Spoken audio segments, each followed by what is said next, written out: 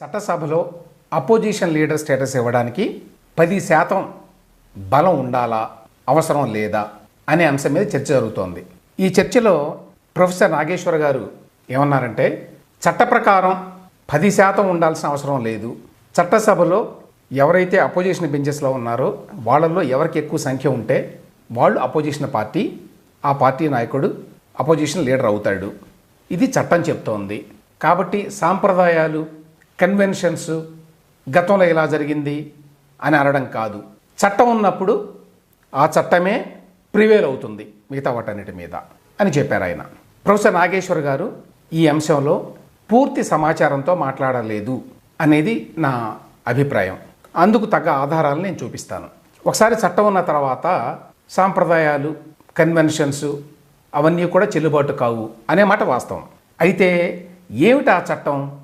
Professor Nageshwar గారు ఏ చట్టాన్ని గురించి మాట్లాడుతున్నారు?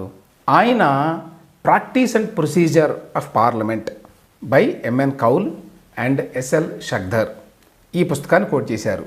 ఇది చాలా స్టాండర్డ్ పుస్తకం పార్లమెంటరీ ప్రొసీజర్లకు సంబంధించి.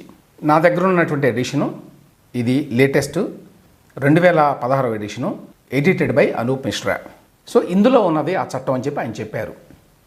నేను ఆ పుస్తకంలో ఆయన చెప్పినటువంటి పేజీలోకి వెళ్ళాను. 155 అని చెప్పారు ఆయన. ఆ పేజీలో లీడర్ ఆఫ్ ద అపోజిషన్ అని చెప్పి ఉన్నది. చూడండి స్క్రీన్ మీద. ఇందులో ఎక్కడా కూడా ఎవరు అపోజిషన్ లీడరు అనే విషయం లేదు. ప్రతిపక్ష నాయకుడి పాత్ర గురించి, ప్రాధాన్యత గురించి మాత్రమే ఉన్నది.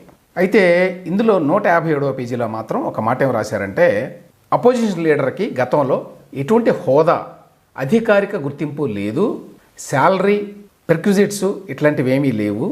అయితే మొదటిసారిగా 1977లో ఒక చట్టం చేశారు, salary and allowances of leaders of opposition in parliament act 1977. దాని ప్రకారం మొదటిసారిగా లోక్సభలోను, రాజ్యసభలోను లీడర్ ఆఫ్ ద అపోజిషన్కి అధికారికంగా గుర్తింపు వచ్చింది. వాళ్ళకి శాలరీ ఇచ్చారు, వాళ్ళకి ఆఫీస్ ఇచ్చారు, రెసిడెన్షియల్ అకామిడేషన్ ఇచ్చారు, సెక్రటేరియల్ స్టాఫ్ని ఇచ్చారు. అపోజిషన్ పార్టీ లీడర్ ఎవరు, వారికి ఎన్ని సీట్లు ఉంటే అపోజిషన్ పార్టీ లీడర్ అవుతారు, లాంటివి ఏమీ కూడా లేవు. దీని తర్వాత వారు ఇంకొక ప్రస్తావన చేశారు. అదేంటంటే, the salary and allowances of leaders of opposition in parliament act 1977. నేను ఇంతకుముందు ప్రస్తావించిన యాక్ట్ ఇదే. ఇందులో ఏమున్నది? The leader in that house of the party in opposition to the government having the greatest numerical strength. ఎవరైతే అపోజిషన్లో ఉన్నారో హౌస్లో, ఎవరికైతే ఎక్కువ నంబర్ ఉందో, ఎక్కువ ఎంపీలు లేక ఎమ్మెల్యేలు ఉన్నారో వారు, ఇది చట్టం అని చెప్పారు నాగేశ్వర్ గారు. కానీ తర్వాత ఇంకొక భాగం ఉంది ఇందులో, వారు అది గమనించినట్టుగా లేరు. అదేంటంటే, having the greatest numerical strength and recognised as such by the chairman of the council of states అంటే Rajya Sabha, or the speaker of the house of the people అంటే Lok Sabha, as the case may be.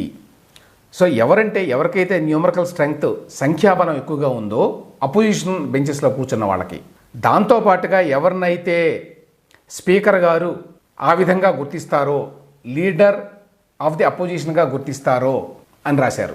Leader of the అపోజిషన్గా గుర్తించేటువంటి బాధ్యత స్పీకర్కు ఉంది. అది 2 రకాలుగా ఉంది. ఆయనకి విచక్షణ ఉన్నది, కానీ పూర్తిగా విచక్షణే కాదు, దానికి సంబంధించిన కోడ్ ఉంది.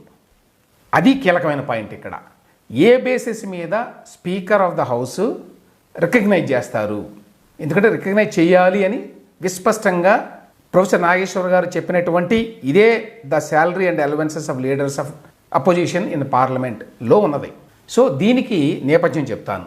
ఇదే కౌల్ అండ్ షగ్ధర్లో పేజ్ 401 401లో ఉన్నది. ఇందులో కండిషన్స్ ఆఫ్ రికగ్నిషన్ అని రాశారు. మొట్టమొదటి స్పీకర్గా చేసిన వ్యక్తి గణేష్ వాసుదేవ్ మౌలాంకర్. ఆయన మొట్టమొదటి స్పీకర్గా ఉన్నాడు కాబట్టి అనేక విధి విధానాలను ఆయనే రూపొందించాడు. ఆయన ఏం చేశాడంటే, టూ మెనీ పార్టీస్ ఉంటే మంచిది కాదు డెమోక్రసీలో, అందువల్ల వాటిని కోడిఫై చేయాలి, ఏది పొలిటికల్ పార్టీగా రికగ్నైజ్ చేయాలి, ఏది ఒక పొలిటికల్ గ్రూప్ వేరే, పార్టీ వేరే, ప్రధానంగా అధికార పక్షము, ప్రతిపక్షము అనేవి ఉండాలి. కాబట్టి వాటిని గుర్తించడానికి కొన్ని ప్రిన్సిపల్స్ పెట్టాలి అని చెప్పి అనుకుని దాని ప్రకారం కండిషన్స్ ఆఫ్ రికగ్నిషన్ అని ఉంది. దీంట్లో ఈ ప్రిన్సిపల్స్ అన్నింటినీ కూడా డైరెక్షన్స్ బై ద స్పీకర్ అనే పేరుతోటి క్రోడీకరించారు. అవి 3 ఆ కండిషన్స్. అందులో ఫస్ట్ది ఏమిటి? They should have a distinct ideology and program of work. అంటే ఒక ఐడియాలజీ, ఒక ప్రోగ్రామ్ ఏదో ఉండాలి ఆ గ్రూప్కి. రెండవది they should have an organisation both inside and outside the house. అంటే సభ లోపల బయట కూడా ఒక ఆర్గనైజేషన్, ఒక ప్రెసిడెంట్, ఒక సెక్రటరీ, వ్యవహారాలన్నీ ఉండాలి. మూడవది అతి కీలకమైనది, they should at least be able to command a strength which would enable them to keep the house. That is their number should not be less than the quorum fixed to constitute a sitting of the house, which is 1/10 of the total membership. So మూడో condition ఏమిటంటే వాళ్ళు house నడవటానికి అవసరమైన strength వాళ్ళ దగ్గర ఉండాలి. అంటే quorum ఉండాలి. కోరంకి తగినంత సంఖ్య ఆ పార్టీకి ఉండాలి. అప్పుడే అది రికగ్నైజ్డ్ పార్టీ. కోరం అంటే ఏమిటి? 1/10 ఆఫ్ ద టోటల్ మెంబర్షిప్ అన్నారు. 542 మంది ఎంపీలు కాబట్టి 55 మంది ఉండాలి కనీసం. అప్పుడు అది పొలిటికల్ పార్టీగా రికగ్నైజ్ చేస్తారు. అటువంటి పొలిటికల్ పార్టీకి మాత్రమే ఎల్ఓపి హోదా ఇస్తారు. ఇక్కడ ఇంకొక వాక్యం చదువుతాను దీని కింద. It is further provided that A political party having representation in the Lok Sabha which satisfies the first 2 conditions.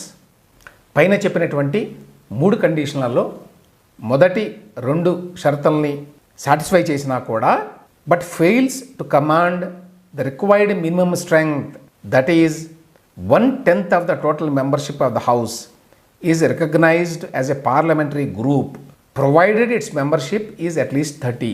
So పైన 2 కండిషన్లు సాటిస్ఫై చేసిన 3వ కండిషన్ సాటిస్ఫై చేయకపోతే ఏమిటా 3వ condition? 1/10 of the strength of the house ఉండాలి. అది లేకపోతే వారిని పార్లమెంటరీ గ్రూప్గా మాత్రమే గుర్తిస్తారు. పార్లమెంటరీ గ్రూప్గా ఉన్న వాళ్ళని పార్లమెంటరీ పార్టీగా గుర్తించరు. పార్లమెంటరీ పార్టీ లేకపోతే అపోజిషన్ స్టేటస్ రాదు. సో క్లియర్గా ఉంది ఇది.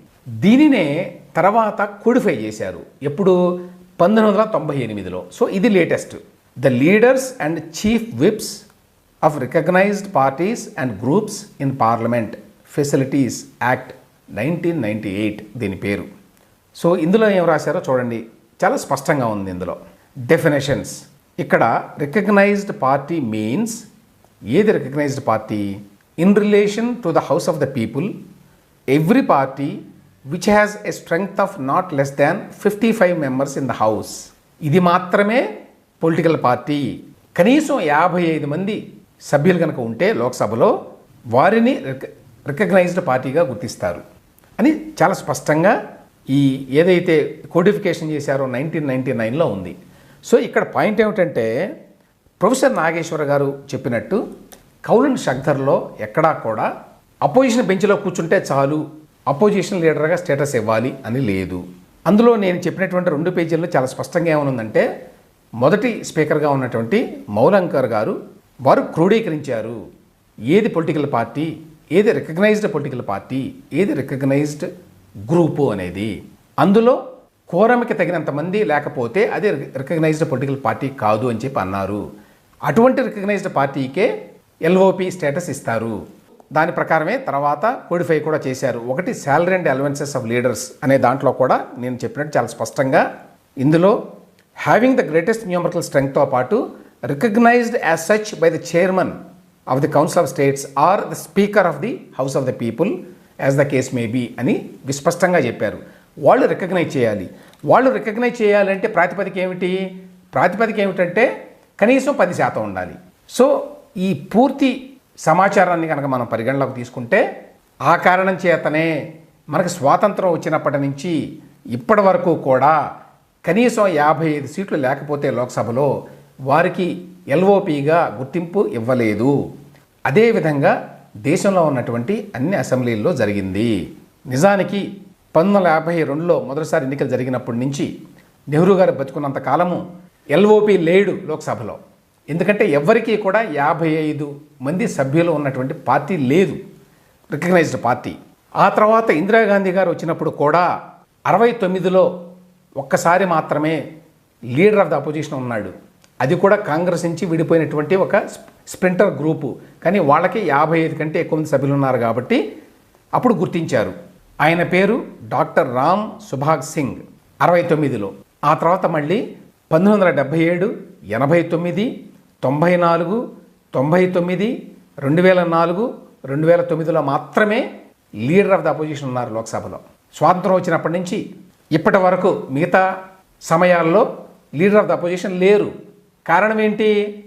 ఓన్లీ సాంప్రదాయము, కన్వెన్షన్ మాత్రమే కాదు, ఇదిగో ఇక్కడ చట్టము, కోడిఫికేషను, ప్రథమ స్పీకర్ అయినటువంటి మౌలంకర్ గారు విధించినటువంటి షరతులు, వాటి నేపథ్యంలోనే గతంలో ఎప్పుడూ కూడా 55 కంటే తక్కువ వచ్చినటువంటి పార్టీలకి లీడర్ ఆఫ్ ద అపోజిషన్గా ఇవ్వలేదు.